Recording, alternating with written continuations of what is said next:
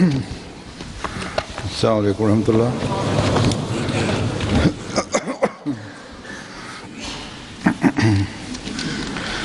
أشهد أن لا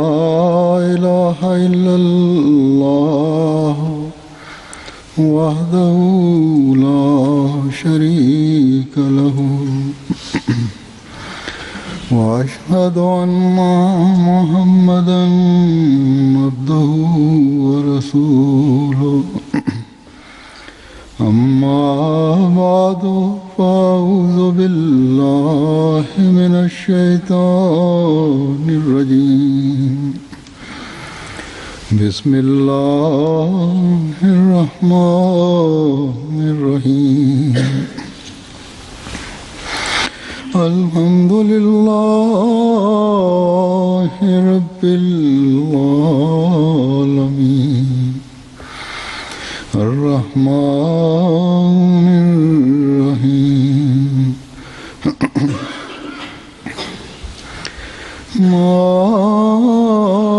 مالك يوم الدين إياك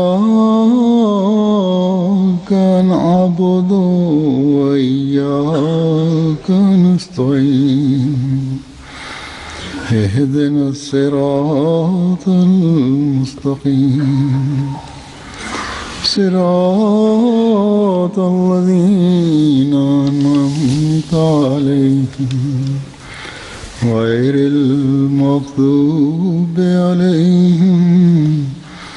ولا الضالين.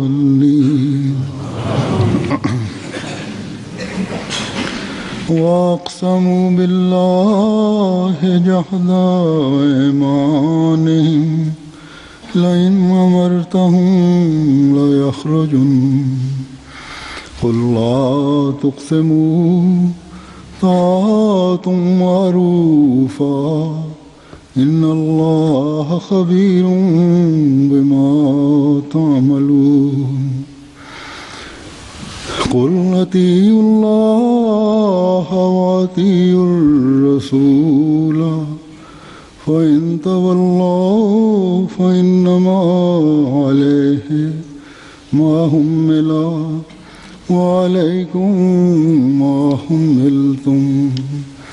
وإن تطيعوه تهتدوا وما على الرسول إلا البلاغ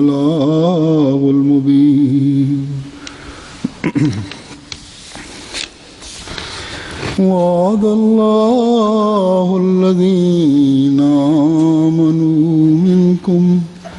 وعملوا الصالحات ليستخلفنهم في الأرض كما استخلف الذين من قبلهم ولا يمكنن لهم دينهم الذي ارتضى لهم ولا يبدلنهم من بعد خوفهم أمنا يعبدونني لا يشركون بي شيئا ومن كفر بعد ذلك فأولئك هم الفاسقون. وأقيموا الصلاة وآتوا الزكاة وأطيعوا الرسول لعلكم ترحمون.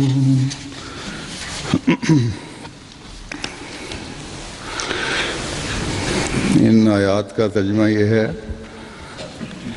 اور انہوں نے اللہ کی پختہ قسمیں کھائیں کہ اگر تو انہیں حکم دے تو وہ ضرور نکل کھڑے ہوں گے. تو کہہ دے کہ قسمیں نہ کھاؤ، دستور کے مطابق اطاعت کرو، یقیناً اللہ جو تم کرتے ہو اس سے ہمیشہ باخبر رہتا ہے. کہہ دے کہ اے اللہ کی اطاعت کرو اور رسول کی اطاعت کرو، بس اگر تم پھر جاؤ تو اس پر صرف اتنا ہی ذمہ داری ہے جو اس پر ڈالی گئی ہے، اور تم پر اتنی ہی ذمہ داری ہے جتنی تم پر ڈالی گئی ہے، اور اگر تم اس کی اطاعت کرو تو ہدایت پا جاؤ گے۔ اور رسول پر کھول کھول کر پیغام پہنچانے کے سوا کچھ ذمہ داری نہیں۔ تم میں سے جو لوگ ایمان لائے اور نیک اعمال بجا لائے ان سے اللہ نے پختہ وعدہ کیا ہے کہ انہیں ضرور زمین میں خلیفہ بنائے گا، جیسا کہ اس نے ان سے پہلے لوگوں کو خلیفہ بنایا، اور ان کے لیے ان کے دین کو جو اس نے ان کے لیے پسند کیا ضرور تمکنت عطا کرے گا، اور ان کے خوف کی حالت کے بعد ضرور انہیں امن کی حالت میں بدل دے گا۔ وہ میری عبادت کریں گے، میرے ساتھ کسی کو شریک نہیں ٹھہرائیں گے، اور جو اس کے بعد بھی ناشکری کرے تو یہی وہ لوگ ہیں جو نافرمان ہیں۔ اور نماز کو قائم کرو اور زکوٰۃ ادا کرو اور رسول کی اطاعت کرو تاکہ تم پر رحم کیا جائے۔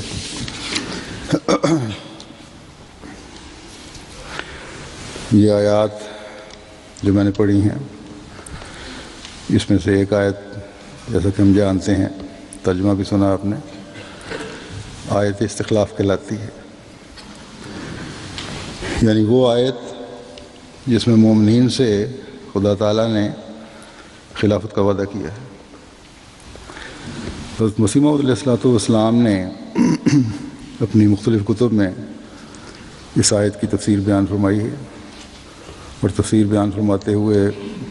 مختلف طریق پر اس کے مختلف پہلوؤں پر روشنی ڈالی، لیکن اپنی ایک مختصر سی کتاب یا رسالہ الوصیت میں اس حوالے سے اپنے بعد جماعت احمدیہ میں نظام خلافت جاری ہونے کی خوشخبری عطا فرمائی۔ یہ رسالہ آپ نے دسمبر 1905 میں تصنیف فرمایا۔ اس میں تقوی، توحید، اپنے مقام، خلافت اور قرب الہی کے حصول کے لیے جماعت کو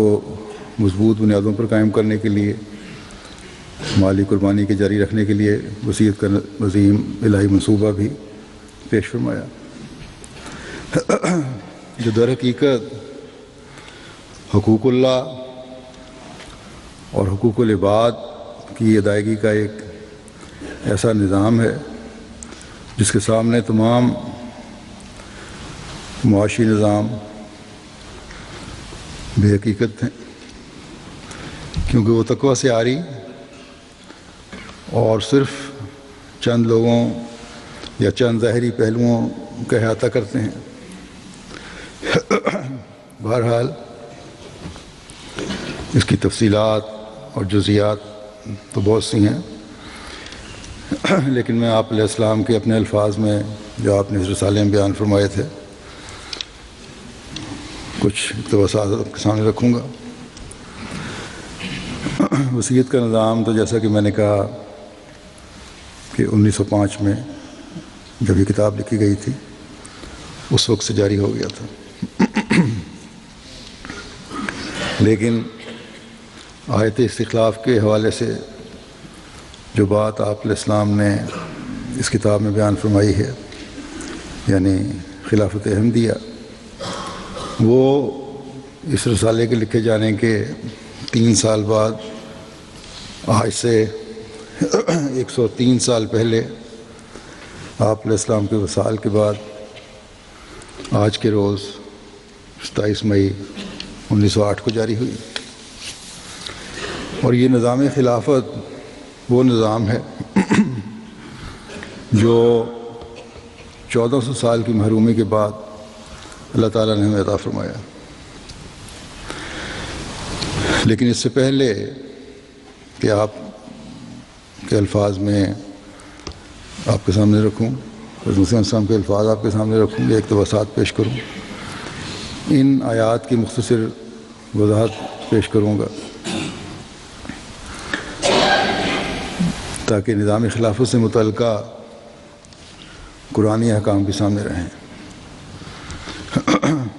ان آیات میں اللہ اور رسول کو ماننے والوں کے لیے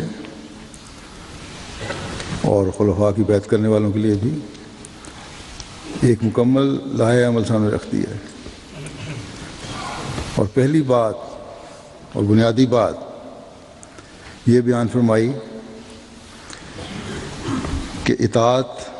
کیا چیز ہے اور اس کا حقیقی معیار کیا ہے۔ اطاعت کا معیار یہ نہیں ہے کہ صرف قسمیں کھا لو کہ جب موقع آئے گا تو ہم دشمن کے خلاف ہر طرح لڑنے کے لیے تیار ہیں۔ صرف قسمیں کام نہیں آتی، جب تک ہر معاملے میں کامل اطاعت نہیں دکھاؤ گے تو اس میں کوئی فائدہ نہیں۔ کامل اطاعت دکھاؤ گے تو تبھی سمجھا جائے گا کہ یہ دعوے کہ ہم ہر طرح سے مر مٹنے کے لیے تیار ہیں حقیقی دعوے ہیں۔ اگر ان احکامات کی پابندی نہیں اور ان احکامات پر عمل کرنے کی کوشش نہیں جو اللہ تعالیٰ اور اس کے رسول نے دیے ہیں، تو بسا اوقات بڑے بڑے دعوے بھی غلط ثابت ہوتے ہیں۔ بس اصل چیز اس پہلو سے کامل اطاعت کا عملی اظہار ہے۔ اگر یہ عملی اظہار نہیں اور بظاہر چھوٹے چھوٹے معاملات جو ہیں ان میں بھی عملی اظہار نہیں تو پھر دعوے فضول ہیں۔ ان اللہ خبیر بما تعملون، یہ کہہ کر یہ واضح فرما دیا کہ انسانوں کو تو دھوکہ دیا جا سکتا ہے، لیکن اللہ تعالیٰ جو ہر چیز کی خبر رکھنے والا ہے، ہر مخفی اور ظاہر عمل اس کے سامنے ہے، اس لیے اس کو دھوکہ نہیں دیا جا سکتا۔ بس ہمیشہ یہ سامنے رہے کہ اللہ تعالیٰ ہمیں ہر وقت دیکھ رہا ہے، اور ایک حقیقی مومن کو اس بات کو ہمیشہ پیش نظر رکھنا چاہیے۔ اور جب ایک انسان کا اس بات پر یقین قائم ہو جاتا ہے کہ اللہ تعالیٰ ہمیں دیکھ رہا ہے، تو پھر صرف قسمیں ہی نہیں رہتی بلکہ دستور کے مطابق اطاعت کا اظہار ہوتا ہے۔ ہر معروف فیصلے کی کامل اطاعت کے ساتھ تعمیل ہوتی ہے۔ اللہ اور رسول کی اطاعت بجا لانے کے لیے انسان حریص رہتا ہے، اس کے لیے کوشش کرتا ہے۔ اطیعوا اللہ و اطیعوا الرسول کے ساتھ وہ اولی الامر منکم بھی، یعنی امیر اور نظام جماعت کی اطاعت بھی ضروری ہو جاتی، خلیفہ وقت کی اطاعت بھی ضروری ہو جاتی۔ پھر اللہ تعالیٰ ان لوگوں کو جو یہ کامل اطاعت نہیں دکھاتے اور اپنی مرضی کرتے ہیں فرماتا ہے کہ تمہارے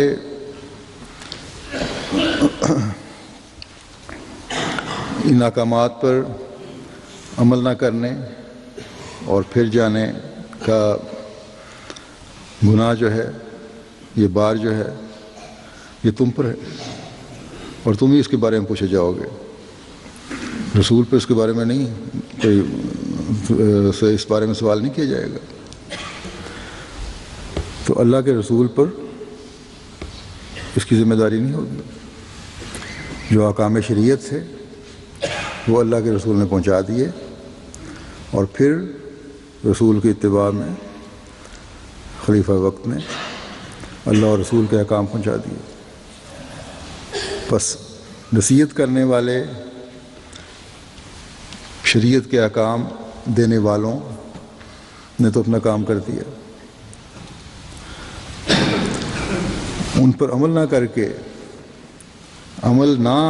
کرنے والے جواب دیں۔ یہاں جو میں رسول کے ساتھ خلیفہ کا بات بھی جوڑ رہا ہوں، ایک تو میں نے بتایا ہے قرآن کریم میں آتا ہے اولی الامر منکم، دوسرے خلافت راشدہ جو ہے وہ رسول کے کام کو ہی آگے بڑھانے کے لیے آتی ہے۔ اور یہی تسلسل ہے خلاف نبوت کا۔ حضرت صلی اللہ علیہ وسلم نے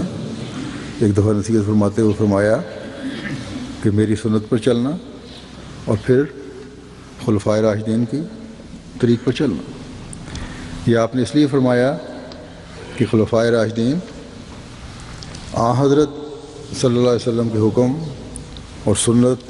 اور شریعت کو لے کر ہی آگے بڑھنے والے ہیں۔ یہ حدیث جو ہے یہ پوری اس طرح ہے۔ حضرت عبد الرحمن بن عمر سلمی بیان کرتے ہیں کہ انہوں نے ارباز بن ساریہ رضی اللہ عنہ کو یہ کہتے ہوئے سنا کہ ایک بار حضرت صلی اللہ علیہ وسلم نے ایک ایسا پر اثر واعظ کیا کہ جس کی وجہ سے آنکھوں سے آنسو بہہ پڑے، دل ڈر گئے۔ ہم نے عرض کیا اے اللہ کے رسول، یہ تو ایسی نصیحت ہے جیسے ایک الوداع کہنے والے وصیت کرتا ہے، ہمیں کوئی ایسی ہدایت فرمائیے کہ ہم صراط مستقیم پر قائم رہیں۔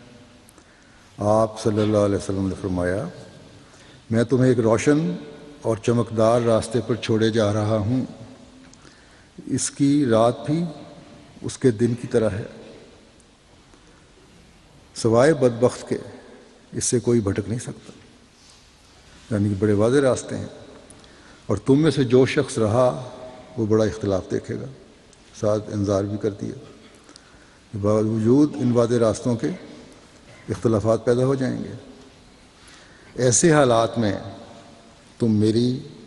جانی پہچانی سنت پر چلنا، تمہیں میری جانی پہچانی سنت پر چلنا چاہیے،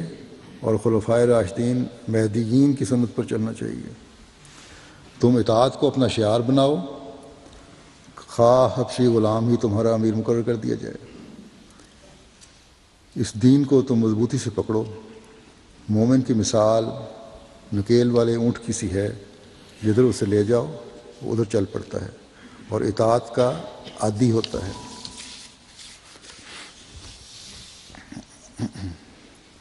بس اللہ تعالیٰ فرماتا ہے کہ یہ اطاعت جو ہے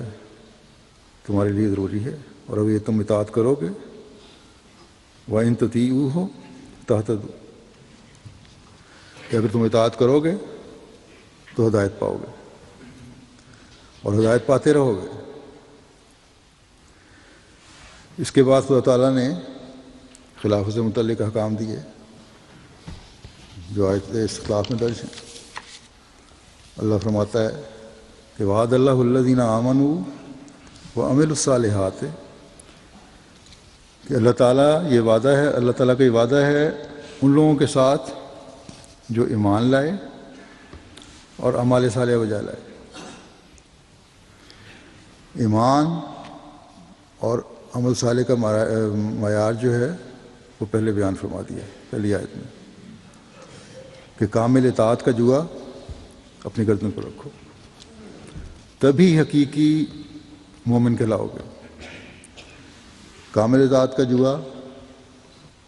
اپنی گردن پر رکھ کر تبھی نیک اعمال بجا لانے کی طرف بڑھنے والے ہوگے، اور جب یہ معیار حاصل ہو جائے گا تو پھر خلافت کی نعمت سے فیض پاؤ گے، ورنہ نہیں۔ اللہ تعالیٰ نے یہ نہیں فرمایا کہ ضرور مسلمانوں میں خلافت جاری رہے گی، بلکہ وعدہ فرمایا ہے جو بعض شرائط کے ساتھ مشروط ہے، اور ان میں سے سب سے پہلی شرط یہ ہے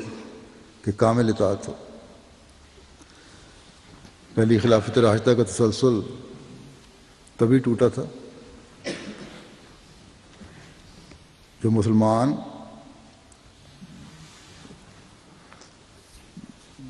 اطاعت سے باہر ہوئے۔ مسلمان حقیقی خلافت سے اس وقت محروم کیے گئے جب وہ اطاعت سے باہر ہوئے۔ اطاعت سے باہر نکل کر بعض گروہوں نے یہ کہنا شروع کر دیا کہ ہم اپنی بیعت کو بعض شرائط کے ساتھ مشروط کرتے ہیں، جن میں ایک بڑی وجہ بہت بڑی وجہ یہ بھی تھی کہ حضرت عثمان کی شہادت کا بدلہ لینا تھا، یا بعض فتنہ پردازوں کی باتوں میں آ کر اطاعت سے باہر نکلنے والے بنے، باوجود اس کے کہ اس وقت صحابہ بھی موجود تھے، لیکن جب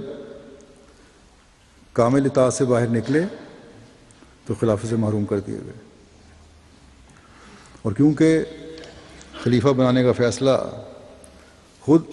اللہ تعالیٰ نے اپنے ہاتھ میں رکھا ہے، پھر اختلافات کے بعد، اطاعت سے نکلنے کے بعد خلیفہ بننے یا بنانے کی ان کی سب کوششیں ناکام ہو گئیں، اور خلافت نے ملوکیت کی شکل اختیار کر لی۔ اللہ تعالیٰ نے یہ جو فرمایا ہے کہ جس طرح نظام خلافت پہلے اللہ تعالیٰ نے جاری فرمایا تھا اس طرح جاری کرے گا، تو اللہ تعالیٰ نے نظام خلافت پہلا نبوت کی صورت میں جاری فرمایا تھا، اور نبی خود خدا تعالیٰ بھیجتا تھا پہلی قوموں میں۔ اب کیونکہ شریعت کامل ہو گئی اور حضرت صلی اللہ علیہ وسلم تا قیامت جاری نبی ہیں، اس لیے خلافت راشدہ کا اجرا فرما دیا،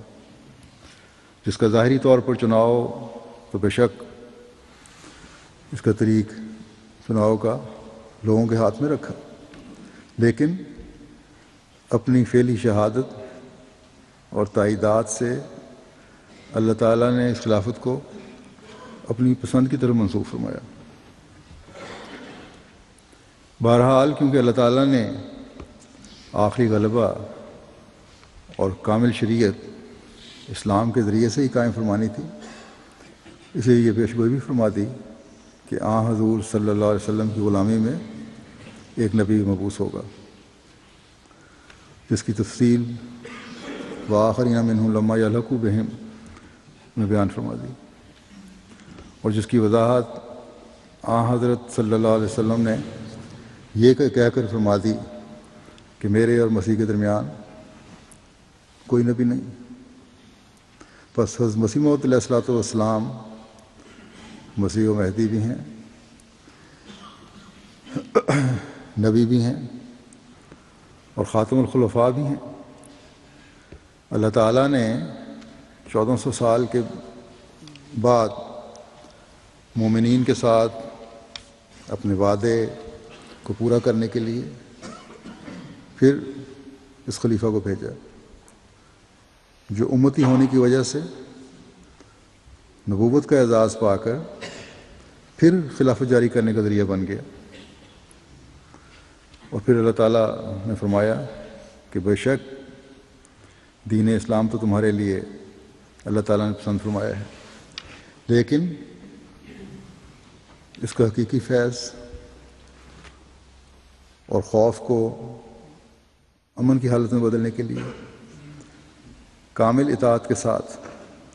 خلافت کے نظام کے ساتھ جڑ کر ہی تم حاصل کر سکو گے، اور یہ ضروری ہے۔ اور جو اس نظام سے جڑے رہیں گے ان کے حق میں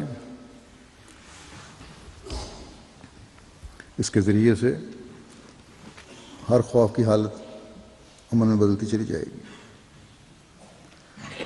اور ان کے ذریعے سے ہی، خلفاء کے ذریعے سے ہی غلبہ اسلام کے دن بھی قریب آتے چلے جائیں گے۔ لیکن یہاں یہ فرما دیا کہ خلیفہ وقت اور خلافت سے منسلک ہونے والوں کا یہ کام ہے کہ ان کی یہ بہت بڑی ذمہ داری ہے کہ وہ خدا تعالیٰ کی عبادت کی طرف خالص ہو کر توجہ دینے والے بنیں، نمازوں کا قیام اور توحید خالص کا قیام، اور اس کے لیے کوشش ان کو خلافت کے انعام سے فیضیاب کرتی رہے گی۔ ان کی دعاؤں کو خدا تعالیٰ سنے گا، ان کی پریشانیوں کو دور فرمائے گا، اپنے انعامات سے انہیں نوازے گا۔ لیکن جو یہ سب دیکھ کر پھر بھی خلافت حقہ کے ساتھ منسلک نہیں ہوں گے، فرمایا وہ نافرمان ہیں، ان کو نافرمانی کی سزا ملے گی، وہ ان انعامات سے محروم ہوں گے جو مومنین کے ساتھ وابستہ ہیں۔ میں اکثر کہا کرتا ہوں، اور آج آپ محمد عامۃ المسلمین کو دیکھ لیں کہ بے چینیوں نے انہیں گھیرا ہوا ہے، اور غیروں کے دباؤ میں آ کر اتنی بے حیثی طاری ہو گئی ہے کہ مسلمانوں کو مروانے کے لیے مسلمان خود غیروں کی مدد حاصل کر رہے ہیں۔ اللہ تعالیٰ امت کو حق پہچاننے کی توفیق عطا فرمائے۔ پھر جو آخری آیت اس تسلسل میں ہے جو میں نے پڑھی ہے، اس میں پھر 3 باتوں کی طرف توجہ دلائی ہے کہ نماز کا قیام، زکوٰۃ کی ادائیگی اور کامل اطاعت، تاکہ اللہ تعالیٰ رحم فرماتے ہوئے اپنے انعام جاری رکھے۔ بس اللہ تعالیٰ نے اب حضرت مسیح موعود علیہ السلام کے ذریعہ جو اپنے انعام کا سلسلہ جاری فرمایا ہے، اس سے فیض پانے کے لیے ہر احمدی کو اللہ تعالیٰ کے اس حکم کو یاد رکھنا چاہیے کہ اس کا وعدہ کامل اطاعت کرنے والوں کے ساتھ ہے، جو اللہ تعالیٰ کی عبادت کو ہمیشہ پیش نظر رکھتے ہیں۔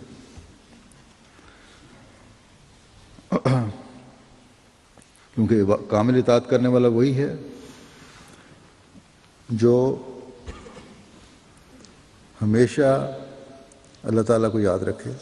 اور اس کی عبادت کرنے والا ہو۔ اور عبادت کرنے کے لیے بہترین ذریعہ جو ہمیں بتایا گیا وہ نمازوں کا قیام ہے۔ بس الہی جماعت کا حقیقی حصہ وہی بن سکتا ہے جو نمازوں کے قیام کی بھرپور کوشش کرتا ہو۔ نمازوں کے قیام کی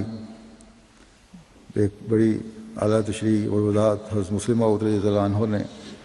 اس طرح فرمائی ہے کہ صلاۃ کا بہترین حصہ جمعہ ہے، جس میں امام خطبہ پڑھتا ہے اور نصائح کرتا ہے، اور خلیفہ وقت دنیا کے حالات دیکھتے ہوئے دنیا کی مختلف قوموں کی وقتاً فوقتاً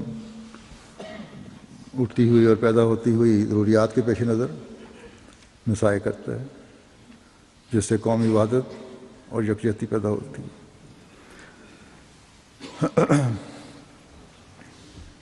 سب کا قبلہ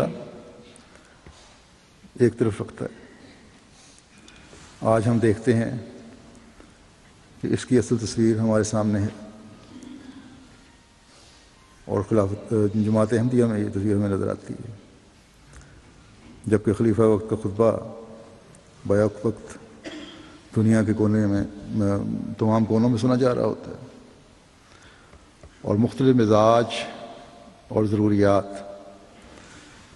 کے مطابق بات ہوتی ہے۔ میں جب خطبہ دیتا ہوں، جب نوٹس لیتا ہوں، اس وقت میرے سامنے صرف آپ جو بیٹھے ہوئے ہیں وہی مد نظر نہیں ہوتے، بلکہ کوشش یہ ہوتی ہے کہ دنیا کے مختلف ممالک کی جو مجھے رپورٹس آتی ہیں ان کو سامنے رکھتے ہوئے کبھی زیادہ زور یورپ کے حالات کے مطابق خطبے میں ہو، کبھی ایشیا کے کسی ملک کے حالات کے مطابق ہو، یا عمومی طور پر ان کے حالات کے مطابق ہو، کبھی افریقہ کے مطابق ہو، کبھی جزائر کے مطابق ہو۔ لیکن اسلام کیونکہ ایک بین الاقوامی مذہب ہے، اس لیے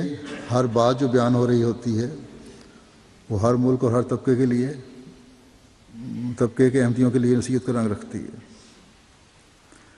کچھ نہ کچھ پہلو ان کے اپنے بھی اس میں موجود ہوتے ہیں، چاہے کسی کو بھی مد نظر رکھ کر بات کی جا رہی ہو۔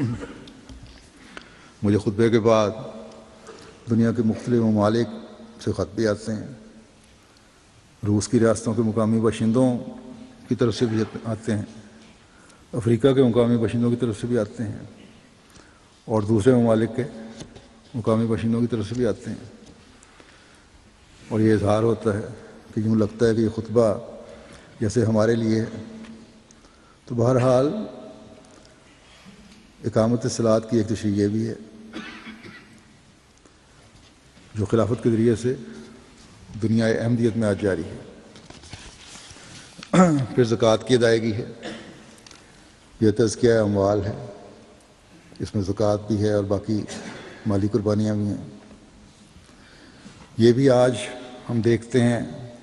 کہ دنیا میں صرف جماعت احمدیہ کے ذریعے سے ہی جاری ہے. اور خلیفہ وقت کی ہدایت کے متحد دنیا میں چندے کے نظام کے ذریعے سے افراد جماعت اور جماعتوں کی ضروریات پوری ہو رہی ہوتی ہیں. ایک ملک میں اگر کمی ہے تو دوسرے ملک سے کی مدد سے اس کمی کو پورا کیا جاتا ہے. ایک جگہ اگر زیادہ مالی کشائش ہے تو غریب ملکوں کی ضروریات جو ہیں تبلیغ کی، اشاعت لٹریچر کی، مساجد کی تعمیر کی اور مختلف طریقوں سے وہ پوری کی جاتی ہیں. تو یہ ایک نظام ہے جو خلیفہ وقت کے تحت چل رہا ہوتا ہے. کہیں غریبوں کی ضروریات پوری ہو رہی ہوتی ہیں،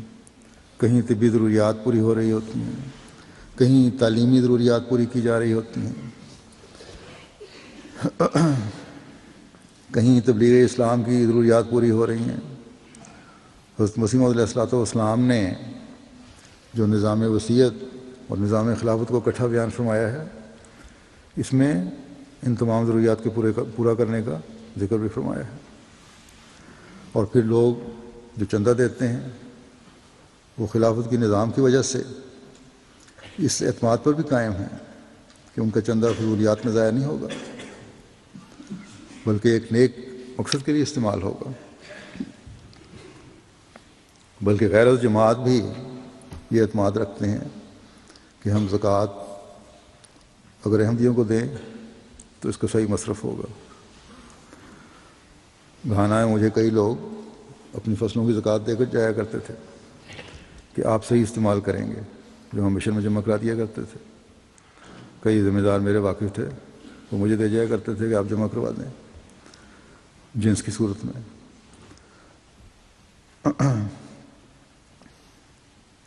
کیونکہ یہ کہتے تھے کہ ہم اگر اپنے مولویوں کو دیں گے یہ زکوٰۃ، اماموں کو دیں گے تو وہ کھا جائیں گے، اس کو صحیح استعمال نہیں ہوگا. بلکہ آج بھی مختلف جگہوں سے مجھے جماعتوں کی طرف سے یہ خط آتے ہیں کہ غیر الجماعت زکوٰۃ کے صدقہ دینا چاہتے ہیں، تو اس بارے میں کیا ہدایت ہے. تو جہاں تک زکوٰۃ اور صدقات کا تعلق ہے جماعت ان کو لے سکتی ہے اور لیتی ہے، لیکن دوسرے طوعی اور لازمی چندے جو ہیں وہ صرف احمدیت سے لیے جاتے ہیں. بہرحال زکوٰۃ کا نظام بھی خلافت کے نظام سے ہی وابستہ ہے. پھر آخر پر پھر اس میں اطاعت کے مضمون کو بیان کیا گیا ہے. بس اللہ تعالیٰ اور اس کے رسول سے حقیقی تعلق اور اس کے نتیجے میں خلافت سے تعلق کا نقطہ اور محور کامل اطاعت ہے. جب یہ ہوگی تو مومن انعامات کا وارث بنتا چلا جائے گا. اب میں رسالہ الوسیط کے حوالے سے کچھ بیان کروں گا. حضرت مسیح موعود علیہ الصلوۃ والسلام اللہ تعالیٰ کے اس وعدے اور اس پیشگوئی کا اعلان فرما رہے ہیں کہ یہاں یہ وعدہ بھی ہے اور پیشگوئی بھی کہ آپ کی وفات قریب ہے. ایک پیشگوئی تھی کہ آپ کی وفات قریب ہے، آپ کو اطلاع دی جا رہی تھی، اور ساتھ یہ پیشگوئی تھی اور وعدہ کیا جا رہا تھا اس اطلاع کے ساتھ کہ وفات کا وقت تو قریب ہے، لیکن ہم ایسے تمام اعتراض دور اور دفع کر دیں گے جن سے آپ علیہ السلام کی رسوائی مطلوب ہو. اور اللہ تعالیٰ فرماتا ہے میں تو اس سے راضی ہوں گا. پھر فرمایا کھلے کھلے نشان تیری تصدیق کے لیے ہمیشہ موجود رکھیں گے. دنیا نے دیکھا کہ آپ کی رسوائی کے جو طلبگار تھے اور کوشش کرنے والے تھے وہ رسوا ہوئے، ان کا نام و نشان دنیا سے مٹ گیا، آج ان کی کوئی یاد کرنے والا نہیں۔ گالیاں دینے والے، الزام لگانے والے مر کھپ گئے، لیکن آپ کی جماعت دنیا میں پھیلتی چلی جا رہی ہے۔ نشانات کا جو سلسلہ آپ کی زندگی میں شروع ہوا تھا آج بھی جاری ہے۔ لاکھوں بیعتیں جو ہر سال ہوتی ہیں ان میں سے اکثر خدا تعالیٰ کی طرف سے رہنمائی ملنے پر ہوتی ہیں، یہ اللہ تعالیٰ کے تائیدی نشانات ہیں۔ بس یہ خدا تعالیٰ کی تائیدات ہیں جو آپ کی صداقت کا ثبوت ہیں۔ پھر آپ نے فرمایا کہ خدا تعالیٰ کا کلام مجھے فرماتا ہے کہ کئی حوادث ظاہر ہوں گے اور کئی آفتیں زمین پر اتریں گی، کچھ تو ان میں سے میری زندگی میں ظہور میں آ جائیں گی اور کچھ میرے بعد ظہور میں آئیں گی، اور وہ اس سلسلے کو پوری ترقی دے گا، کچھ میرے ہاتھ سے اور کچھ میرے بعد۔ بس یہ وعدہ ہم آج تک پورا ہوتا دیکھ رہے ہیں، یہ پیش گوئی ہم پوری ہوتی دیکھ رہے ہیں۔ آفات کا زور بھی اب زیادہ ہوتا چلا جا رہا ہے۔ روزانہ خبروں میں کوئی نہ کوئی ملک، کسی نہ کسی ملک میں قدرتی آفات کی خبر ہوتی ہے، کوئی نہ کوئی ملک قدرتی آفات کا نشانہ بن رہا ہوتا ہے۔ ان آفات کے بارے میں حضرت مسیح موعود علیہ السلام نے پیش گوئی فرما چکے ہیں کہ آئیں گی۔ کیا یہ باتیں عقل رکھنے والوں کے لیے کافی نہیں؟ سوچیں کہ ایک دعوے دار نے خدا تعالیٰ سے خبر پا کر یہ اطلاع دی اور کہ اس طرح آفات آئیں گے، زلازل آئیں گے، اور آج ہم دیکھتے ہیں کہ ہر قسم کی آفات نے آج دنیا کو گھیرا ہوا ہے۔ ہم اس خدا تعالیٰ کے فرستادے کی باتوں پر غور کریں۔ یہ چاہیے آج ان لوگوں کو جو مسیح موعود علیہ السلام کی مخالفت کرنے والے ہیں، پھر ان لوگوں کے لیے یہ خاص طور پر سوچنے کا مقام ہے جو ہر وقت جماعت احمدیہ کی مخالفت میں کمر بستہ ہیں، کہ باوجود ان کی تمام تر کوششوں کے جماعت کا ہر قدم، ہر لمحے ترقی کی طرف بڑھ رہا ہے۔ کیا یہ کسی انسان کا کام ہو سکتا ہے؟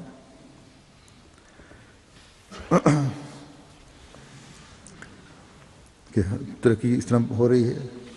اور لوگوں کے دلوں پر اثر ہو رہا ہے۔ اللہ تعالیٰ ہی ہے جو دلوں کو زمانے کے امام کی طرف پھیر رہا ہے۔ آخر کب تک یہ لوگ خدا تعالیٰ سے لڑیں گے سوائے اس کے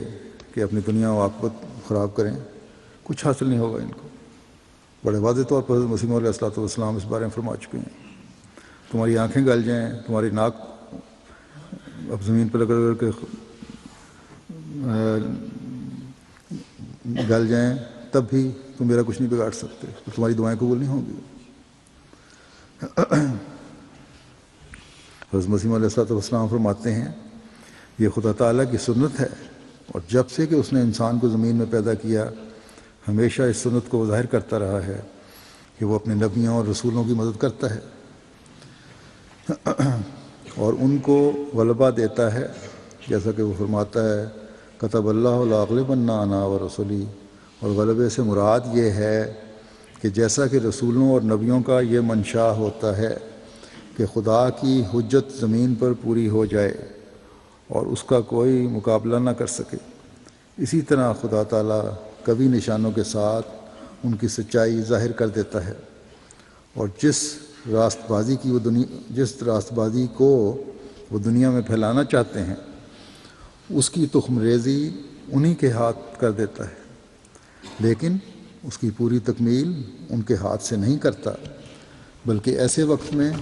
وہ ان کو وفات دے کر جو بظاہر ایک ناکامی کا خوف اپنے ساتھ رکھتا ہے، مخالفوں کو ہنسی اور ٹھٹھے اور تان اور تشنیع کا موقع دے دیتا ہے، اور جب وہ ہنسی اور ٹھٹھا کر چکتے ہیں تو پھر ایک دوسرا ہاتھ اپنی قدرت کا دکھاتا ہے اور ایسے اسباب پیدا کر دیتا ہے جن کے ذریعے سے وہ مقاصد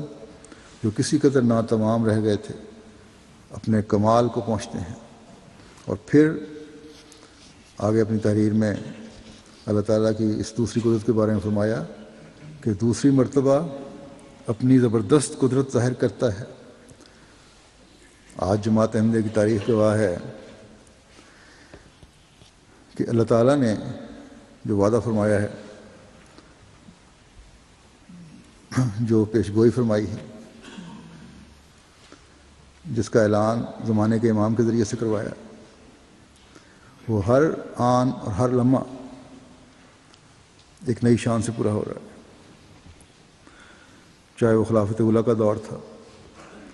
جس میں بیرونی مخالفتوں کے علاوہ اندرونی فتنوں نے بھی سر اٹھانا شروع کر دیا تھا، یا خلافت ثانیہ کا دور تھا جس میں انتخاب خلافت سے لے کر تقریباً آخر تک جو زمانہ تھا خلافت ثانیہ کا، مختلف فتنے اندرونی طور پر بھی اٹھتے رہے، ایک جماعت کا ایک حصہ علیحدہ بھی ہوا، پھر بیرونی مخالفتوں نے بھی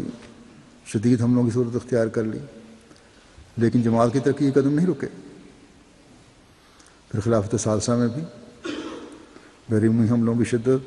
اور بعض اندرونی فتنوں نے سر اٹھایا،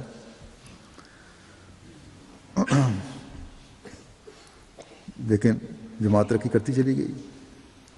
تو جماعت کو خلافت احمدیہ اللہ تعالیٰ کے فضل سے آگے ہی بڑھاتی رہی۔ پھر خلافت رابعہ کا دور آیا تو دشمن نے ایسے بھرپور وار کیا کہ اس کے خیال میں اس نے جماعت کو ختم کرنے کے لیے ایسا پکا ہاتھ ڈالا تھا کہ اس سے بچنا ناممکن تھا، کوئی راہ فرار نہیں تھی۔ لیکن پھر حضرت مسیح موعود علیہ الصلوۃ والسلام کے الفاظ اپنی شان کے ساتھ پورے ہوئے کہ اللہ تعالیٰ دوسری مرتبہ اپنی زبردست قدرت کا ظاہر کرتا ہے اور ظاہر کرے گا، اور وہ ہوئی۔ اور اس زبردست قدرت نے ان مخالفین کی خاک اڑا دی۔ پھر خلافت خامسہ کا دور ہے، اس میں بھی حسد کی آگ اور مخالفت نے شدت اختیار کر لی۔ کمزور اور نہتے احمدیوں پر ظالمانہ حملے کر کے خون کی ایسی ظالمانہ ہولی کھیلی گئی جنہیں دیکھ کر یہ فرق کرنا مشکل ہو جاتا ہے کہ یہ انسانوں کا کام ہے یا جانوروں سے بدتر کسی مخلوق کا کام ہے۔ پھر اندرونی طور پر جماعت کا ہمدرد بن کر جماعت کے اندر افتراق پیدا کرنے کی بھی بعض جگہ کوششیں ہوتی رہیں، لیکن اللہ تعالیٰ کے وعدے کے مطابق اللہ تعالیٰ کی تائید یافتہ خلافت کی زبردست قدرت اس کا مقابلہ کرتی رہی اور کر رہی ہے، بلکہ اللہ تعالیٰ ہی اس کا مقابلہ کر رہا ہے۔ میں تو ایک کمزور ناکارہ انسان ہوں، میری کوئی حیثیت نہیں، لیکن خلافت احمدیہ کو اس خدا کی تائید و نصرت حاصل ہے جو قادر و توانا اور سب طاقتوں کا سرچشمہ ہے، اور اس نے حضرت مسیح موعود علیہ الصلوۃ والسلام سے وعدہ کیا ہے کہ میں زبردست قدرت دکھاؤں گا، اور وہ دکھا رہا ہے اور دکھائے گا۔ اور دشمن ہمیشہ اپنی چالاکیوں، اپنی ہوشیاریوں، اپنے حملوں میں خائب و خاسر ہوتا چلا جائے گا، اور ہو رہا ہے۔ دشمن نے حضرت مسیح موعود علیہ الصلوۃ والسلام کی کتب کو توڑ مروڑ کر پیش کرنے کے لیے آج کل الیکٹرانک میڈیا کو استعمال کرنے کی کوشش کی ہے، جو بھی ذرائع ہیں مختلف انٹرنیٹ وغیرہ کے۔ تو خلافت کی رہنمائی میں دنیا کے ہر ملک میں اللہ تعالیٰ نے نوجوانوں کی ایک ایسی فوج حضرت مسیح موعود علیہ الصلوۃ والسلام کو عطا فرما دی ہے، جو حضرت طلحہ کا کردار ادا کر رہے ہیں، اور دشمن کے سامنے سینہ تان کر کھڑے ہیں، بلکہ ایسے ایسے جواب دے رہے ہیں کہ بے اختیار اللہ تعالیٰ کی ہم دل میں پیدا ہوتی ہے، اور اس کے وعدوں پر یقین اور ایمان بڑھتا چلا جاتا ہے۔ قدرت ثانیہ کی جاری رہنے کے لیے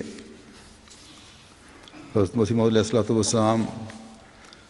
ہمیں تسلی دلاتے ہوئے پھر فرماتے ہیں کہ سو اے عزیزو،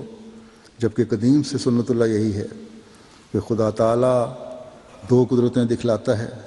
تا مخالفوں کی دو جھوٹی خوشیوں کو پامال کر کے دکھلاوے،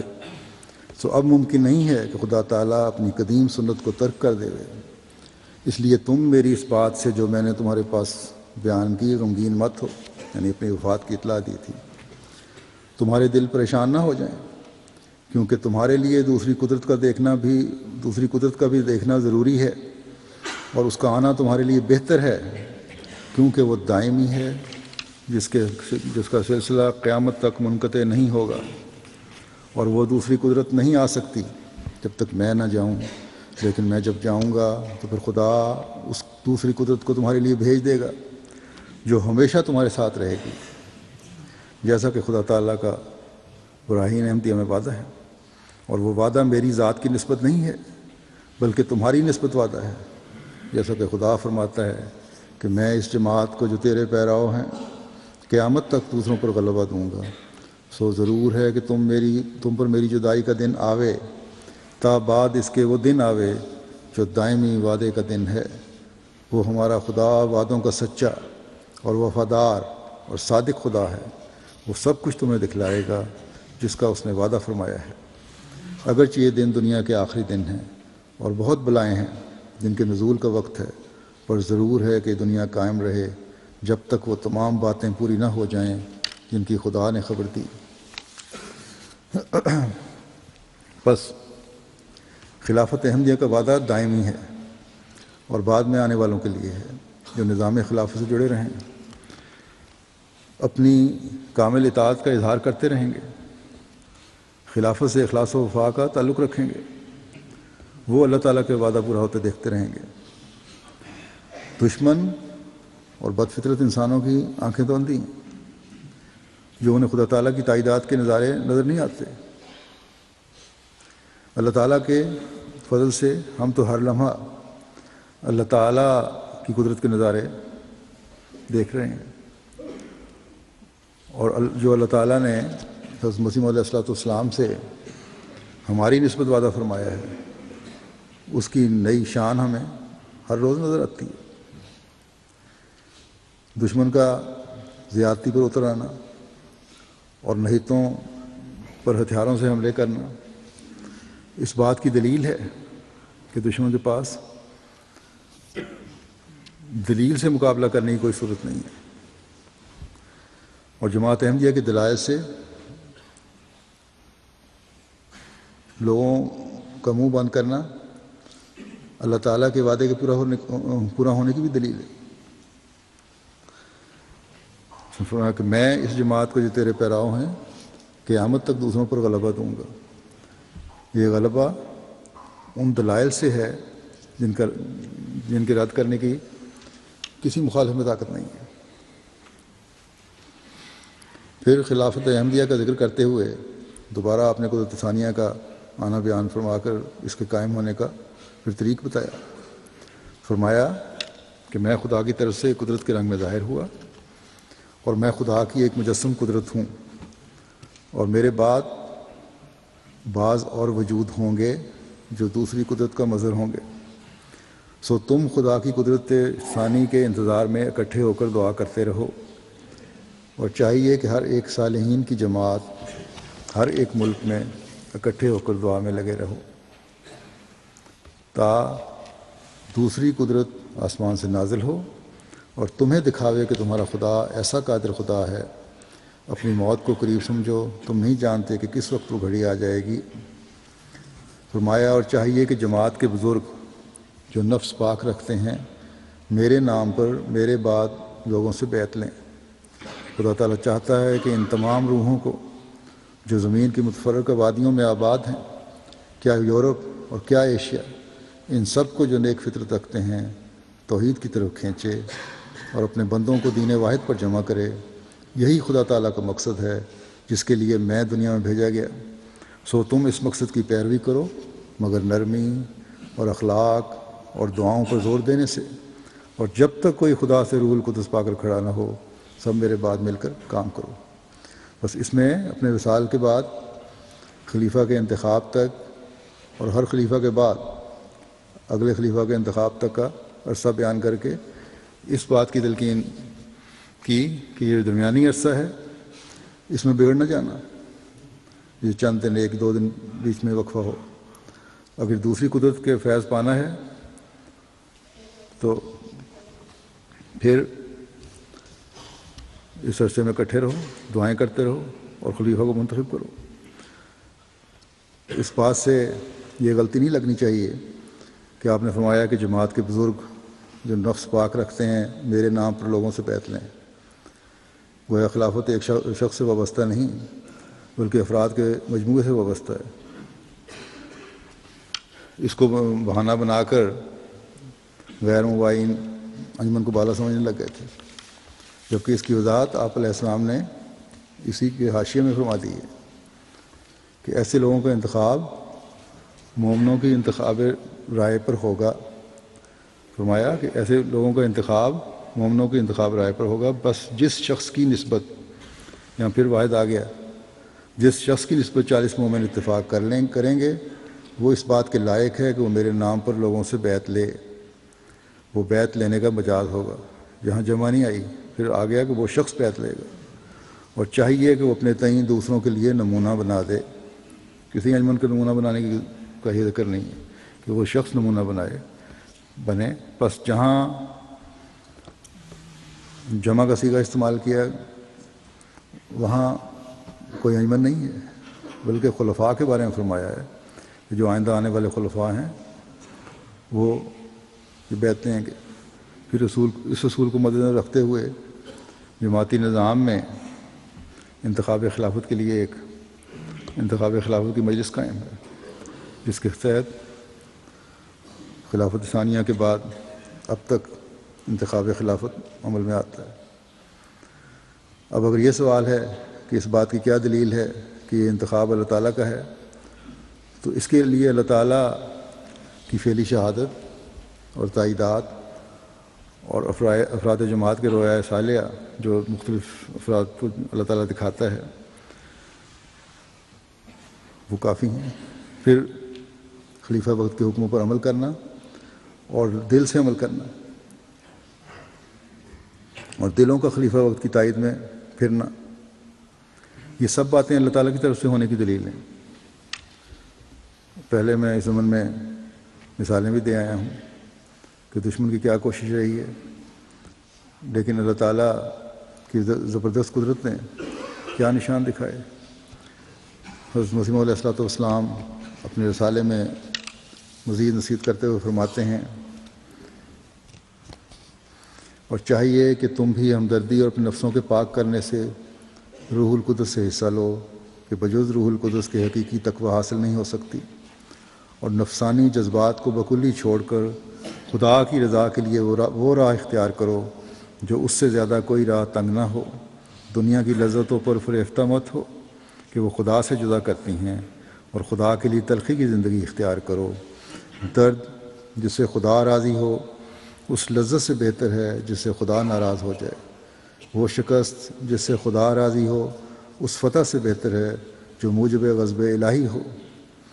اس محبت کو چھوڑ دو جو خدا کے غضب کے قریب کرے۔ اگر تم صاف دل ہو کر اس کی طرف آ جاؤ تو ہر ایک راہ میں وہ تمہاری مدد کرے گا، اور کوئی دشمن تمہیں نقصان نہیں پہنچا سکے گا۔ خدا کی رضا کو تم کس طرح پا ہی نہیں سکتے جب تک تم اپنی رضا چھوڑ کر، اپنی لذات چھوڑ کر، اپنی عزت چھوڑ کر، اپنا مال چھوڑ کر، اپنی جان چھوڑ کر اس کی راہ میں وہ تلخی نہ اٹھاؤ جو موت کا نظارہ تمہارے سامنے پیش کرتی ہے۔ لیکن اگر تم تلخی اٹھا لو گے تو ایک پیارے بچے کی طرح خدا کی گود میں آ جاؤ گے، اور تم ان راست بازوں کے وارث کیے جاؤ گے جو تم سے پہلے گزر چکے ہیں، اور ہر ایک نعمت کے دروازے تم پر کھولے جائیں گے۔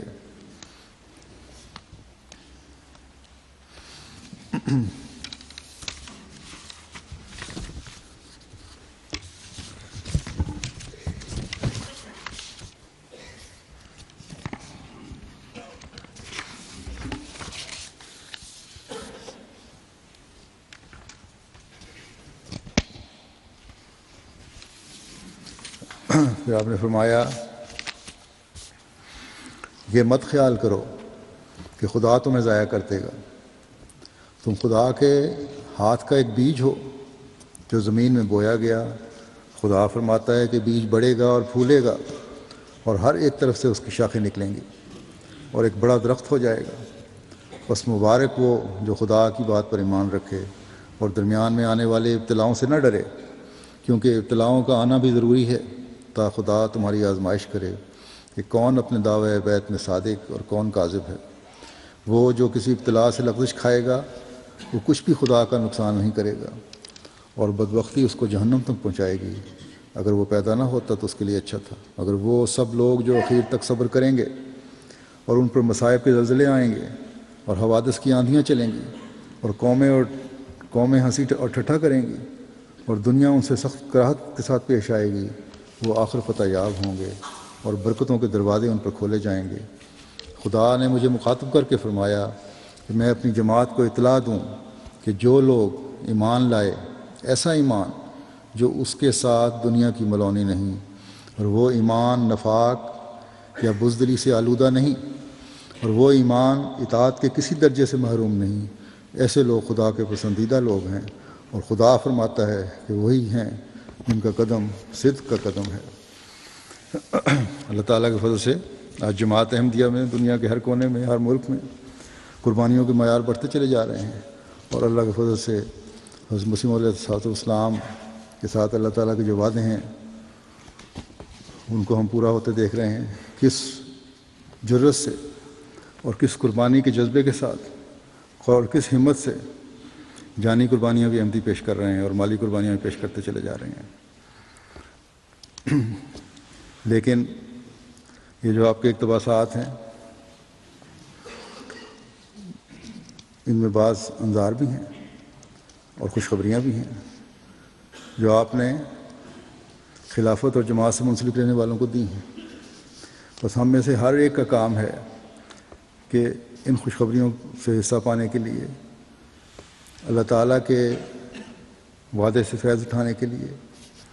خدا کی عظمت دلوں میں بٹھانے والے بنیں، عملی طور پر خدا تعالیٰ کی توحید کا اظہار کرنے والے ہوں،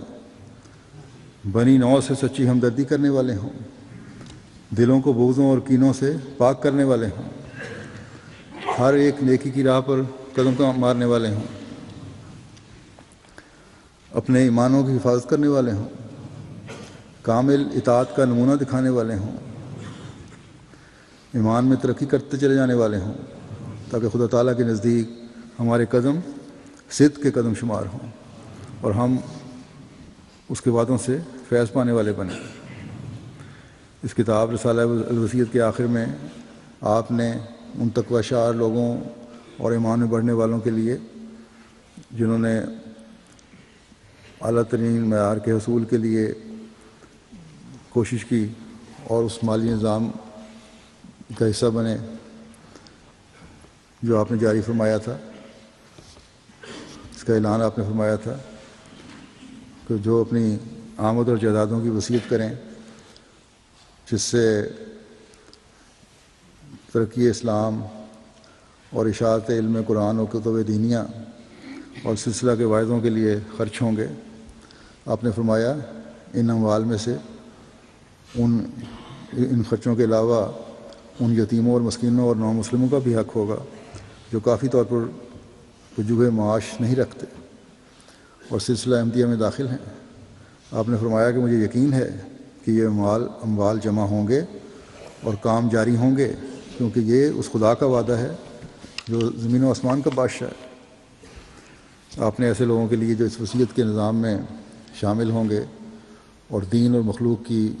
مالی اعانت کریں گے ان کو دعاؤں سے بھی نوازا اور فرمایا اے میرے قادر کریم، اے خدائے غفور و رحیم، تو صرف ان لوگوں کو، یہ وصیت کرنے والے وہ لوگ ہیں جو مقبرہ موسیٰ یا بیت المقدس میں دفن ہوں گے، فرمایا اے خدائے غفور و رحیم، تو صرف ان لوگوں کو اس جگہ قبروں کی جگہ دے جو تیرے اس فرستادے پر سچا ایمان رکھتے ہیں اور کوئی نفاق اور غرض نفسانی اور بدظنی اپنے اندر نہیں رکھتے، اور جیسا کہ حق ایمان اور اطاعت کا ہے بجا لاتے ہیں۔ بس جو لوگ نظام وصیت میں شامل ہیں ان کے ایمان، اطاعت اور قربانیوں کے معیار بھی ہمیشہ بڑھتے چلے جانے چاہیے۔ انہوں نے ایک عہد کیا ہے، وصیت کرنے کے بعد پھر تقویٰ میں بڑھنے کی کوشش بھی پہلے سے زیادہ ہونی چاہیے۔ خلافت سے وفا کا تعلق بھی پہلے سے بڑھ کر ہونا چاہیے۔ خدا تعالیٰ ہر احمدی کو اس میں ترقی کرتے چلے جانے کی توفیق عطا فرماتا رہے۔ نظام خلافت کے الہی وعدوں سے فیض پانے کی ہر احمدی کو توفیق ملتی رہے تاکہ یہ نظام ہمیشہ جاری رہے اور ہم اس سے فیض پاتے چلے جائیں۔